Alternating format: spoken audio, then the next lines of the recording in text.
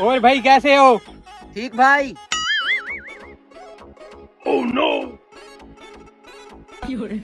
सुनाओ भाई कैसे हो? ठीक भाई।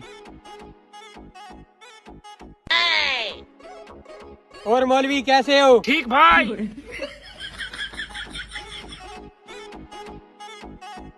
और सुनाओ भाई कैसे हो? Oh no! अरे भाई आपने तो डरा ही दिया।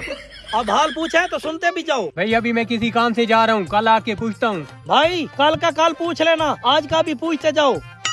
भाई हालात तो सबके ठीक ही होते हैं, आपके भी ठीक होंगे। मेरे तो नहीं है। Oh no! तो मैं क्या करूँ भाई? तो पूछा क्यों? यार मैंने तो बस आपसे फॉर्मेलिटी में पूछा कि आप कैसे हो, आप आगे से बोल दे ठीक हूँ, बस बात खत्म। ऐसे कैसे बात खत्म? यार मैं आपको डेमो देता हूँ, आप मुझसे पूछो कि कैसे हो। हाँ बताओ कैसे हो? मैं बिल्कुल ठीक हूँ भाई। खाओ माँ कसम। Hello!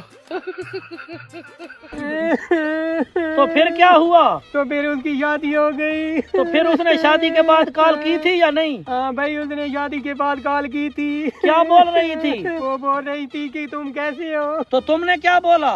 मैंने बोला सब बढ़िया।